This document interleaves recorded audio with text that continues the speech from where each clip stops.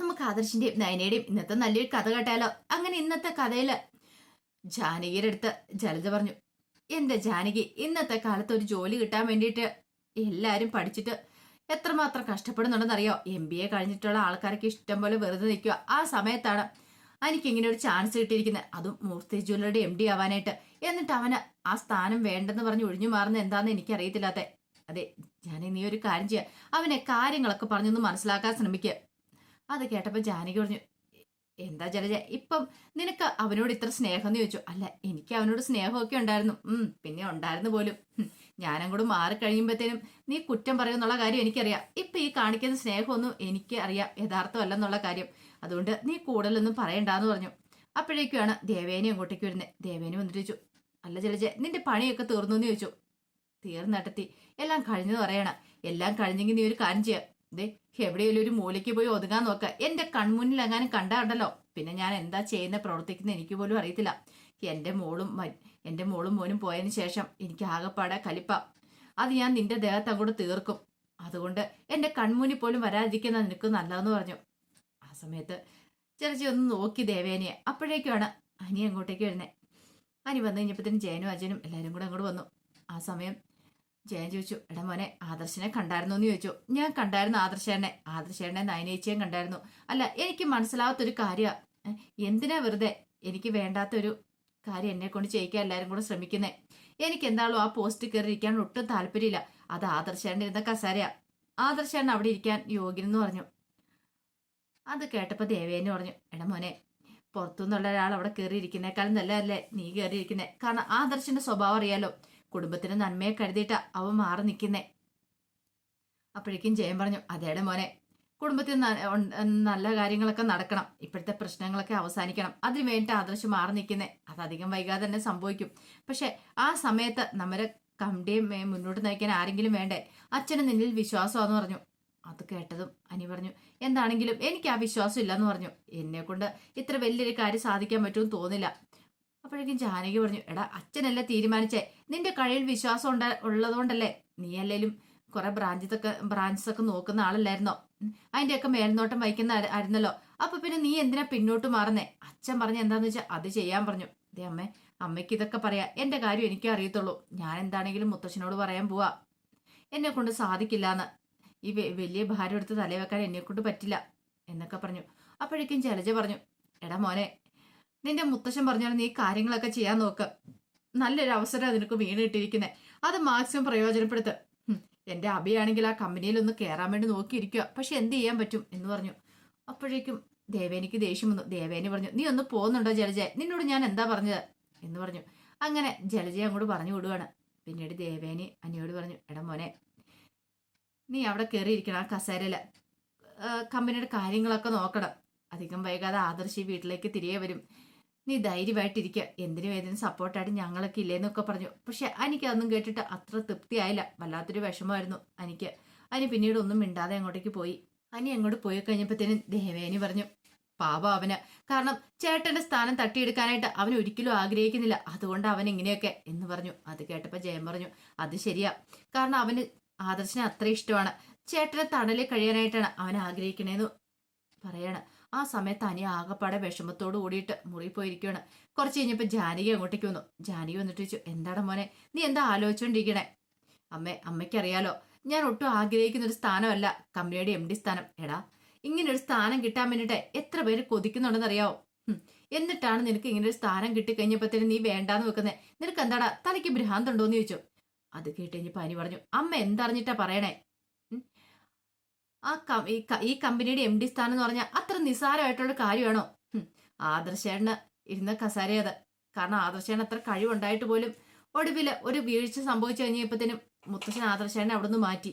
എടാ, അതെന്തേലും ആയിക്കോട്ടെ, ഇതിന്റെ മുത്തശ്ശന്റെ തീരുമാനമാ. പക്ഷെ ഇപ്പൊ ആ മുത്തശ്ശൻ തന്നെ ഒരു തീരുമാനം എടുത്തിരിക്കുന്നേ, നിന്നെ കമ്പനിയുടെ MD ആക്കാനായിട്ട്. എന്റെ അമ്മേ, എനിക്ക് എന്താണ് താല്പര്യം ഇല്ലാന്ന് പറഞ്ഞു. അത് കേട്ടതും ജാനകി പറഞ്ഞു, അതല്ലേലും അങ്ങനെയാണല്ലോ, നല്ലതൊക്കെ വരുമ്പോ നിനക്കത് ഒട്ടും ഇഷ്ടപ്പെടത്തില്ലല്ലോ, അതൊക്കെ തട്ടിത്തെറിപ്പിക്കാനല്ലേ നോക്കുള്ളൂ. നിന്റെ പ്രായത്തിലുള്ള ഓരോ ആൺകുട്ടികളൊക്കെ ജോലിക്ക് വേണ്ടിയിട്ട് കിടന്ന് ഓടിപ്പായുക. ആ സമയത്താണ് ഇത്ര നല്ലൊരു പോസ്റ്റ് കിട്ടിയിട്ട് നിനക്ക് അവിടെ കയറി ഇരുന്ന് ജോലി ചെയ്യാൻ പറ്റാത്തെ. അമ്മയ്ക്ക് ഇതൊക്കെ അങ്ങോട്ട് പറയാം, ഈ കമ്പനിയുടെ MD സ്ഥാനം എന്ന് പറഞ്ഞാൽ അത്ര നിസ്സാരമായിട്ടുള്ള കാര്യമല്ല. അതിനുള്ള കഴിവും പ്രാപ്തിയൊക്കെ വേണം. എനിക്കതൊന്നും ഇല്ലാന്ന് പറഞ്ഞു. എടാ, ഇല്ലാഞ്ഞിട്ടാണോടാ നിന്നെ ആദർശം 3-4 ബ്രാഞ്ചിന്റെ മേൽനോട്ടം ഏൽപ്പിച്ചേ? അല്ലല്ലോ അമ്മേ, അത് പിന്നെ ഞാൻ ചുമ്മാ എന്നോട് തേരാപാരം നടന്നിട്ട് ഏൽപ്പിച്ച. എടാ, അതൊക്കെ നീ ഭംഗിയായിട്ട് നിർവഹിച്ചില്ലേ? അത് പിന്നെ ആദർശന്റെ സഹായം ഉണ്ടായിരുന്നു. എന്താണല്ലോ ആയിക്കോട്ടെ, നീ കാര്യങ്ങളൊക്കെ നല്ല ഭംഗിക്ക് നോക്കിയില്ലേ? അതൊക്കെ അച്ഛന്റെ മനസ്സിലുണ്ട്. അതുകൊണ്ടാണ് അച്ഛൻ പറയണേ നീ അടുത്ത MD നീ ആയിരിക്കണമെന്ന്, ഈ വീട്ടിലെ ആള് തന്നെ വേണമെന്ന്. അത് കേട്ടപ്പോ അനി പറഞ്ഞു, ആരൊക്കെ എന്തൊക്കെ പറഞ്ഞാലും ശരി, എന്നെ കൊണ്ട് പറ്റില്ല ഈ വലിയ ബാധ്യത എടുത്ത് തലയെ വെക്കാനായിട്ട്. എനിക്ക് ആദർശന്റെ കീഴിൽ കഴിയാനേ ഇഷ്ടമെന്ന് പറഞ്ഞു. അല്ലെങ്കിൽ നിന്റെ തലയ്ക്കകത്ത് പണ്ടേ ബുദ്ധി ഇല്ലല്ലോ, പറഞ്ഞിട്ട് കാര്യമില്ല. ഒരു കാര്യം ഞാൻ പറഞ്ഞേക്കാം, കമ്പനിയുടെ MD സ്ഥാനം നീ ഏറ്റെടുത്തില്ലെങ്കിൽ ഞാൻ വില കെട്ടി തൂങ്ങി ചാത്തോളെന്ന് പറഞ്ഞുകൊണ്ട് ജാനകി അങ്ങോട്ട് തിരിഞ്ഞു. അപ്പോഴേക്കും അനി പറഞ്ഞു, അല്ല അമ്മ ചാവണ്ട, മിക്കവാറും ഞാൻ തന്നെ ചത്തോളാം, മിക്കവാറും ഞാനായിരിക്കും കെട്ടി തൂങ്ങി ചാവുന്നേന്ന് പറഞ്ഞു. അത് കേട്ടപ്പോൾ ജാനകി വീണ്ടും തിരികെ വന്നു. എന്താടാ നീ പറഞ്ഞത്? എത്ര പറഞ്ഞാലും നിന്റെ തലയിലേക്ക് കയറത്തില്ലല്ലേന്ന് ചോദിച്ചു. അമ്മയുടെ സ്വഭാവത്തിൽ പഴയതുപോലെ തന്നെ വീണ്ടും മാറ്റങ്ങളൊക്കെ വന്നു തുടങ്ങിയിട്ടുണ്ട്. ഇടക്കാലം കൊണ്ടൊന്ന് നേരെയായതായിരുന്നു. വീണ്ടും അമ്മ ആ പഴയ പടത്തിന് പോവുകയാണെന്ന് ചോദിച്ചു. എടാ, എനിക്കൊരു മാറ്റവും വന്നിട്ടില്ല. പിന്നെ ഇല്ല പോലും, എന്നെ കൊണ്ട് കൂടുതലൊന്നും പറയിപ്പിക്കരുത്. എടാ, നിന്റെ ഏട്ടനും ഏട്ടത്തിയമ്മ ഇവിടുന്ന് പോയി കഴിഞ്ഞപ്പോഴത്തേനും ഈ പറയുന്ന ഏട്ടത്തിക്ക് കുറച്ച് വിഷമങ്ങളും കാര്യങ്ങളൊക്കെ ഉണ്ടായിട്ടുണ്ട്. കാരണം മകനും മരുമോളും അല്ലേ വീട്ടിൽ നിന്ന് ഇറങ്ങിപ്പോയിരിക്കുന്നേ. പിന്നെ പോരാത്തേന് നീ കമ്പനിയുടെ MD ആകുമെന്ന് അറിഞ്ഞു കഴിഞ്ഞപ്പോൾ ഇത്തിരി വിഷമവും കാര്യങ്ങളൊക്കെ ഉണ്ട്, ഇത്തിരി അസൂയ ഉണ്ടെന്ന് പറഞ്ഞു. അത് കേട്ടപ്പം നല്ല ദേഷ്യം വന്ന് എനിക്ക്. അനി പറഞ്ഞു, അമ്മ എന്ത് വർത്താനം പറയണേ? വെല്ലുമ്മയ്ക്ക് അസൂയ ഉണ്ടെന്നോ? വെല്ലുമ്മയെ അമ്മ ഇതുവരെയായിട്ടും പഠിച്ചിട്ടില്ല. അതിന്റെ ആവശ്യമൊന്നും വെല്ലുമ്മയ്ക്കില്ല. അമ്മയുടെ സ്വഭാവത്തിലാണ് നല്ല മാറ്റം വന്നിരിക്കുന്നേ. അമ്മ ഇങ്ങനെയൊന്നും ചിന്തിക്കാൻ പോലും പാടില്ലായിരുന്നു. നാണുണ്ടോ അമ്മയ്ക്ക് ഇങ്ങനെയൊക്കെ പറയാന് എന്നും പറഞ്ഞ അനി ദേഷ്യപ്പെട്ട് അങ്ങോട്ട് പോയി. ജാനകിക്ക് സങ്കടം സഹിക്കാൻ പറ്റിയില്ല. ഭയങ്കര പ്രതീക്ഷയായിരുന്നു. എല്ലാവരും കൊണ്ട് താർക്കോ എന്നൊരു ചിന്തയായിരുന്നു ജാനകിയുടെ മനസ്സിലും. അതേസമയം നന്ദു വീട്ടിലേക്ക് വരുവാണ്. കനകയും ഗോവിന്ദനും സിറ്റോട്ടിൽ തന്നെ ഉണ്ടായിരുന്നു. നന്ദു വന്നു കഴിഞ്ഞപ്പോഴത്തേനും കനക ചോദിച്ചു, എന്തായി മോളെ കാര്യങ്ങളൊക്കെ? അതെ, അനി സ്ഥാനമാനങ്ങളൊന്നും ഏറ്റെടുക്കാൻ തയ്യാറായിട്ടില്ലെന്ന് അറിയാൻ കഴിഞ്ഞെന്ന് പറഞ്ഞു. ആണോ? അപ്പിനി എന്ത് ചെയ്യും? എന്ത് ചെയ്യാനായിട്ടാ? അത് കേട്ട് കഴിഞ്ഞപ്പം ഗോവിന്ദൻ പറഞ്ഞു, അല്ലെങ്കിലും അവന്റെ സ്വഭാവം അങ്ങനെയാ. കാരണം ഈ പറയുന്ന അബിയെ പോലെ ഒന്നുമല്ല. അബിയാണെങ്കിലോ ചാടി ആ കസേര കയറി ഇരുന്നേരം. പക്ഷെ അനി അങ്ങനെയല്ല, അവൻ ഒരിക്കൽ സ്ഥാനമാനങ്ങളൊന്നും മോഹിക്കുന്നില്ല എന്ന് പറഞ്ഞു. അത് കേട്ടപ്പോ നന്ദു പറഞ്ഞു, അതൊക്കെ ശരിയാച്ചാ, പക്ഷെ എങ്കില് അവിടുത്തെ മുത്തശ്ശനല്ലേ തീരുമാനിച്ചിരിക്കുന്നേ. കനക പറഞ്ഞു, അത് ശരിയാ, മൂർത്തി സാർ തീരുമാനിച്ചിട്ടുണ്ടെങ്കിൽ ആ തീരുമാനത്തിനൊരു മാറ്റം ഉണ്ടായിരിക്കില്ല. പക്ഷെ എങ്കില് ആദർശമോന്റെ കാര്യം ഓർത്തിട്ടാ പാവം ആ വീട് വിട്ട് ഇറങ്ങേണ്ട വന്നില്ലേന്ന് പറഞ്ഞു. സാരമില്ലമ്മ, വിഷമിക്കൊന്നും വേണ്ട. അധികം വൈകാതെ തന്നെ ഇതിന്റെ പിന്നിലുള്ള സത്യാവസ്ഥകളൊക്കെ ഞങ്ങൾ കണ്ടെത്തും. അപ്പൊ പിന്നെ ആദർശേണ്ട തലയെടുപ്പോടുകൂടി വീട്ടിലേക്ക് തിരികെ പോകാലോ എന്ന് പറഞ്ഞു.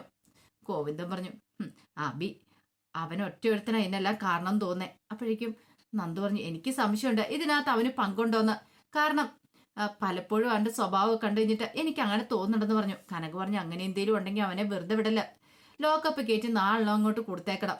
അവൻ ഇനി ഒരിക്കലും എഴുന്നേറ്റ് നടക്കരുതെന്ന് പറഞ്ഞു. നന്ദു പറഞ്ഞു, അധികം വൈകാതെ അത് ഉണ്ടാവുമെന്ന് എനിക്ക് തോന്നേ. അപ്പോഴേക്കും ഗോവിന്ദൻ പറഞ്ഞു, എൻ്റെ മോളെ, നമ്മുടെ മോളുണ്ടല്ലോ, എൻ്റെ മോള്, അവളെക്കുറിച്ച് പറഞ്ഞിട്ട് കാര്യമില്ല. എത്രയെന്ന് പറഞ്ഞാൽ അവളുടെ തലയിലേക്കൊന്നും കയറത്തില്ല. അല്ലെങ്കിൽ അബിയുടെ സ്വഭാവം അവൾ എങ്ങനെയെങ്കിലും ഒന്ന് മനസ്സിലാക്കിയാനാ. കുറച്ച് നാൾ അവൾക്ക് നല്ല വ്യത്യാസം ഉണ്ടായിരുന്നു. പക്ഷെ വീണ്ടും അവളാണ്ടേ പിന്നെയും ചങ്കനും തെങ്ങേനെന്ന് പറഞ്ഞ സ്ഥിതിയിലേക്ക് പോയില്ലേ. എത്ര പറഞ്ഞാലും തലയിലേക്ക് കയറത്തില്ല. അവളോട് പലപ്പോഴും ഞാൻ കാര്യങ്ങളൊക്കെ തുറന്നു പറയണമെന്ന് വിചാരിച്ച സത്യങ്ങളൊക്കെ, പക്ഷെ എങ്കില് തുറന്നു പറയാനായിട്ട് സാധിച്ചില്ല. കനക പറഞ്ഞു, ഞാനും അതിനെക്കുറിച്ച് ചിന്തിച്ച, പക്ഷെ എന്തായി തീരുമെന്ന് ഓർത്തിട്ട് മാത്രം പറയാത്തെ. അല്ലായിരുന്നെങ്കിലോ എല്ലാ സത്യങ്ങളും തുറന്നു പറഞ്ഞാലും ഞാൻ. അങ്ങനെയാണെങ്കിൽ നയനമോൾക്ക് ഇത്ര വിഷമിക്കേണ്ട കാര്യം വരത്തില്ലായിരുന്നു. നന്ദു പറഞ്ഞു, ഇനിയിപ്പൊ അതിനെക്കുറിച്ചൊന്നും പറയണ്ട. ഒരു കാര്യം ചെയ്താലോ, ഞാൻ അനിയോടൊന്ന് സംസാരിച്ചാലോ? എന്തിന്? അല്ല, കമ്പനി സ്ഥാനം ഏറ്റെടുക്കാനായിട്ട്. അപ്പോഴേക്കും ഗോവിന്ദൻ പറഞ്ഞു, നീ തൽക്കാലത്തേക്ക് അതിനെക്കുറിച്ചൊന്നും സംസാരിക്കാൻ പോകണ്ട, നിങ്ങൾ തമ്മിലൊരു സംസാരമൊന്നും വേണ്ടാന്ന് പറഞ്ഞു. കനക പറഞ്ഞു, അല്ലെങ്കിൽ തന്നെ അച്ഛൻ പറയുന്നുണ്ട് നീ അവനും കൂടെ ഇടയ്ക്കിടയ്ക്ക് കണ്ടുമുട്ടുന്നുണ്ടെന്ന് ഓരോരുത്തരൊക്കെ പറയുന്നുണ്ടെന്ന്. പക്ഷെ നീയാണെന്ന് ഉറപ്പില്ലാത്തതുകൊണ്ട് മാത്രം അച്ഛൻ അതിനെക്കുറിച്ചൊന്നും സംസാരിക്കാത്തെ. അതെ, ഇനി അവനോട് കൂടുതൽ സംസാരിക്കാനൊന്നും പോകണ്ട. അവനോട് കാര്യങ്ങളൊക്കെ പറഞ്ഞ് മനസ്സിലാക്കാനായിട്ട് ആ വീട്ടിൽ കുറെ ആൾക്കാരുണ്ട്, അവർ ആ കാര്യങ്ങളൊക്കെ ചെയ്തോളൂ എന്ന് പറഞ്ഞു. അല്ല, നീ അതിന്റെ ഇടയ്ക്കിലേക്ക് കയറണ്ടെന്ന് പറഞ്ഞു. നന്ദു പറഞ്ഞു, ഞാൻ അവനെ കാണാനും മിണ്ടാനൊന്നും പോകുന്നില്ല. ദേ, വഴിക്ക് വെച്ച് കണ്ടാൽ പോലും അവന്റെ മുഖത്തേക്ക് പോലും നോക്കാൻ പേടിയാന്ന് പറഞ്ഞു. ഓഹോ, അപ്പൊ നീ അവനെ വഴിക്ക് വെച്ച് കാണുന്നുണ്ടല്ലേ എന്ന് കനക ചോദിച്ചു. അതെ, കാണുന്നുണ്ട്. കാണുക മാത്രമല്ല, മിണ്ടുന്നുണ്ട്, കയ്യെ കെട്ടിപ്പിടിച്ച് നടക്കുന്നുണ്ട്. എന്താ അതുപോലെന്ന് ചോദിച്ചുകൊണ്ട് നന്ദു ദേഷ്യപ്പെട്ട് അങ്ങോട്ട് കയറിപ്പോയി. അപ്പോഴേക്കും കനക ഗോവിന്ദനോട് പറഞ്ഞു, ഈ പെങ്കൊച്ചിനൊരു കാര്യം പറഞ്ഞാല് ഗോവിന്ദേട്ടാ എനിക്കിപ്പം ആ, ഒരു കാര്യത്തിലൊരു സംശയം ഉണ്ടെന്ന് പറയണേ. എന്ത്? ഒരു പക്ഷെ അനി ആ കമ്പനി സ്ഥാനം ഏറ്റെടുത്തില്ലെങ്കിൽ ആദർശിന്റെ കാര്യം ഓർത്തിട്ട് ടെൻഷൻ. അതെന്താ കനക നീ അങ്ങനെ പറഞ്ഞേ? മറ്റൊരാളാണ് MD ആയിട്ട് വരുന്നെങ്കിലേ ഒരിക്കലും ഇനിയിപ്പോൾ ആദർശിന് ആ സ്ഥാനം കിട്ടാൻ പോകുന്നില്ല. പക്ഷെ അനിയാണെങ്കിൽ ആദർശ സത്യങ്ങളൊക്കെ തെളിച്ച് തിരികെ വരുന്ന സമയത്ത് ആ കസേര അവന് കൊടുക്കും. ഉറപ്പായിട്ടും അനി ആ കസേരയിൽ പിന്നെ ഇരിക്കത്തില്ല. അനിയുടെ സ്വഭാവം വെച്ച് അങ്ങനെയാ. പക്ഷെ പുറത്തുനിന്നൊരാളാണെങ്കിൽ അതൊന്നും നടക്കത്തില്ല എന്ന് പറഞ്ഞു. അപ്പോഴേക്കും ഗോവിന്ദൻ പറഞ്ഞ് നോക്കാം എന്താ നടക്കുന്നതെന്ന്. കാരണം ഒന്നും കാണാതെ മൂർത്തി സാർ ഒന്നും ചെയ്യത്തില്ല എന്നൊക്കെ ഗോവിന്ദൻ കനകയെ പറഞ്ഞ് ആശ്വസിപ്പിക്കുകയാണ്. ഇതേ സമയത്ത് അനി മുത്തശ്ശന്റെ മുത്തശ്ശിയുടെ മുറിയിലേക്ക് വരികയാണ്. പിന്നീട് മുത്തശ്ശനോട് പറഞ്ഞു, മുത്തശ്ശ എനിക്ക് എന്തായാലും കമ്പനിയുടെ MD സ്ഥാനം ഏറ്റെടുക്കാൻ പറ്റില്ല എന്ന് പറഞ്ഞു. അത് കേട്ടപ്പോൾ മുത്തശ്ശൻ ചോദിച്ചു, എന്തുകൊണ്ടില്ല? ആദർശേട്ടൻ ഇരുന്ന കസലിൽ എനിക്ക് ഇരിക്കണ്ട, അവിടെ ഇരിക്കാനായിട്ട് എന്തുകൊണ്ടും യോഗ്യൻ ആദർശേട്ടനാന്ന് പറഞ്ഞു. അത് കേട്ടപ്പോൾ മുത്തശ്ശൻ പറഞ്ഞു, ഞാനൊരു തീരുമാനം എടുത്തു കഴിഞ്ഞു, അതിനൊരു മാറ്റം ഉണ്ടാകത്തില്ലെന്ന് പറഞ്ഞു. മുത്തശ്ശി പറഞ്ഞു, മോനെ പുറത്തുനിന്ന് ഒരാൾ അവിടെ കയറിയിരിക്കുന്നേക്കാൾ നല്ലതല്ലേ നീ തന്നെ അവിടെ കയറിയിരിക്കുന്നേ. ആ സമയം അനി പറഞ്ഞു, അല്ല മുത്തശ്ശി, മുത്തശ്ശിക്ക് അറിയാലോ എനിക്ക് അതിന് മാത്രം വലിയ കഴിവുകളും കാര്യങ്ങളൊന്നും ഇല്ലാന്ന് പറഞ്ഞു. മുത്തശ്ശൻ പറഞ്ഞു, ആദർശ ആ കസേര കയറിയിരുന്നു, പക്ഷേങ്കിൽ അവന് നല്ല രീതിയിൽ കമ്പനി മുന്നോട്ട് കൊണ്ടുപോകാൻ സാധിച്ചില്ല. ആ സമയം അവൻ ആ കസേരന്ന് ഇറങ്ങി. ഇനിയിപ്പം നീ കയറിയിരുന്നാലും നിന്നെ കൊണ്ട് അതിന് സാധിച്ചില്ലെങ്കിൽ നീ ആ കമ്പനിയിൽ നിന്ന് രാജിവെച്ച് ഇറങ്ങി വരേണ്ടി വരും. അതിനൊരു മാറ്റം ഉണ്ടാകത്തില്ല. പക്ഷേങ്കിൽ ഇപ്പം ഞാൻ പറയുന്ന അനുസരിച്ചാൽ മതി. നിനക്ക് അതിനുള്ള കഴിവുണ്ട്, കമ്പനിയെ മുന്നോട്ട് നയിക്കാൻ കഴിവുണ്ടെന്ന് ഉറപ്പുള്ളതുകൊണ്ടാണ് നിനക്ക് ആ സ്ഥാനം ഞാൻ തന്നിരിക്കുന്നത്. ആ സമയം ജാനകി പുറത്തു വന്ന് ഇത് കേട്ടോണ്ടിരിക്കുക. ജാനകിക്ക് ഭയങ്കര സന്തോഷമായിരുന്നു.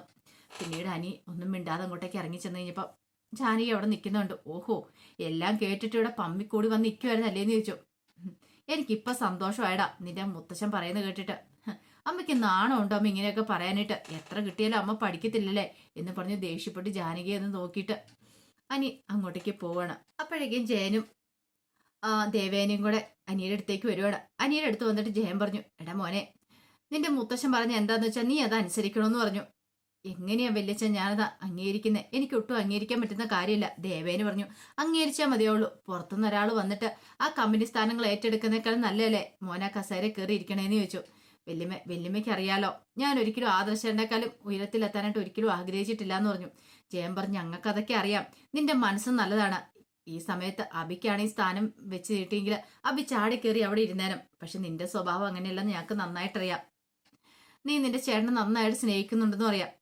അത് കേട്ടതും അനി പറഞ്ഞു, അതേ വല്യച്ച, അതുകൊണ്ടാണ് ഞാൻ പറഞ്ഞത്. സാരമില്ലട മോനെ, ഒരു പക്ഷേങ്കിൽ ഇന്നല്ലെങ്കിൽ നാളെ നിന്റെ ആദർശേട്ടന് എല്ലാ സത്യങ്ങളും തെളിയിച്ച് ഈ വീട്ടിലേക്ക് വരുവാണെങ്കിൽ നിന്റെ മുത്തശ്ശൻ തന്നെ ചിലപ്പോഴും ആ കസേരയിൽ ആദർശനെ പിടിച്ചിരുത്തും. അതെനിക്കറിയാവുന്ന കാര്യമാണ്. അല്ല നിനക്കറിയാലോ, ഈ പറയുന്ന ഞാനും നിന്റെ അച്ഛനൊക്കെ ഇരിക്കുന്ന സമയത്താണ് ആദർശന് MD കസേര കൊടുക്കുന്നത്. ഞങ്ങൾ അതിനെക്കുറിച്ച് ഒന്നും ചോദിക്കാൻ പോയില്ല. കാരണം ഞങ്ങൾക്കറിയാം അച്ഛനൊരു തീരുമാനം എടുത്തിട്ടുണ്ടെങ്കിൽ അതിന് പിന്നെ വ്യക്തമായ കാരണം കാണും. അച്ഛൻ ഒന്നും കാണാതെ ഒന്നും ചെയ്യത്തില്ലെന്ന്. ആദർശന് നല്ല കഴിവുണ്ടെന്ന് തിരിച്ചറിഞ്ഞിട്ട് തന്നെയാണ് അങ്ങനെ ചെയ്തത്. അപ്പം നിന്നിൽ ഇപ്പം വിശ്വാസമുണ്ട്, നിനക്ക് കഴിവുണ്ടെന്ന് അറിയാമെന്നൊക്കെ പറഞ്ഞു. എനിക്കെന്തോ വല്ലാത്തൊരു ബുദ്ധിമുട്ടാണ് തോന്നിയത്. അനി മാക്സിമം പറഞ്ഞു ഒഴിഞ്ഞു മാറാൻ ശ്രമിച്ചു. പക്ഷേങ്കിൽ ദേവേനയാണെങ്കിലും ജയനാണെങ്കിലും വിട്ടില്ല. അവർ നിർബന്ധിച്ചുകൊണ്ടേയിരുന്നു. ഈ സമയത്ത് അബി AN ജ്വല്ലറിയുടെ MDയെ കാണാനായിട്ട് ചെന്നു. അങ്ങനെ ഡേവിഡ് അങ്ങോട്ടേക്ക് വരുവാണ്. ഡേവിഡിനെ കണ്ടു കഴിഞ്ഞപ്പോഴത്തേനും അബി പറഞ്ഞു, അല്ല നമ്മൾ ഫോണിൽ കൂടെ സംസാരിച്ചിട്ടുണ്ട്, നേരിട്ട് കാണുന്ന ആദ്യമായിട്ടല്ലേന്ന് ചോദിച്ചു. അതെ, നേരിട്ട് കാണുന്ന ആദ്യമായിട്ടാ. പക്ഷെ അബിയുടെ കാര്യങ്ങളൊക്കെ എനിക്ക് അറിയാം എന്ന് പറഞ്ഞു. എൻ്റെ കാര്യങ്ങളല്ല സാറിന് അറിയാവോ? പിന്നല്ലാതെ. അല്ല നമ്മൾ തമ്മിലുള്ള അടുപ്പത്തെക്കുറിച്ചൊക്കെ നവ്യയ്ക്ക് അറിയാവുന്ന ചോദിക്കുവാണ് ഡേവിഡ്. അപ്പോഴേക്കും അബി പറഞ്ഞു, ഞാൻ ഇടയ്ക്ക് സാറിനെ കുറിച്ചൊക്കെ പറഞ്ഞിട്ടുണ്ട്. അത് വേണ്ടിയിരുന്നില്ല. അതെന്താ സാർ അങ്ങനെ പറഞ്ഞേ? അല്ല നിങ്ങളുടെ വീട്ടിലെ സാഹചര്യങ്ങളും കാര്യങ്ങളൊക്കെ വെച്ച് പറയേണ്ടതെന്ന് ഞാൻ പറഞ്ഞേ. അല്ല എൻ്റെ വീട്ടിലെ കാര്യങ്ങളൊക്കെ സാറിന് അറിയാവോ? പിന്നല്ലാതെ. നമ്മൾ ഒരാളെ തകർക്കാനായിട്ട് ഇറങ്ങുന്ന സമയത്തെ ആ വീട്ടിലെ കുറിച്ച് മൊത്തം പഠിച്ചിരിക്കണം. ആ വീട്ടിലുള്ള ഓരോ അംഗങ്ങളെക്കുറിച്ച് നമ്മൾ പഠിച്ചിരിക്കണം. അങ്ങനെ നിന്നെക്കുറിച്ചും നിന്റെ ഫുൾ ഡീറ്റെയിൽസും കാര്യങ്ങളൊക്കെ എനിക്കറിയാമെന്ന് പറയണം. അത് കേട്ടപ്പം അബി ഒരു ഞെട്ടലോടുകൂടി ഡേവിഡിനെ നോക്കുക. അപ്പോൾ അതിൻ്റെ വിശേഷങ്ങളൊക്കെ നമ്മളിന്ന് കാണുന്നത്. ഇതിൻ്റെ ബാക്കി വിശേഷങ്ങളുമായിട്ട് വൈകുന്നേരത്തെ പ്രൊമോയി വരാട്ടോ. ഒരിക്കൽ കൂടി എല്ലാവർക്കും ശുഭദിനം നേർന്നുകൊണ്ട് നിർത്തുന്നു. നന്ദി.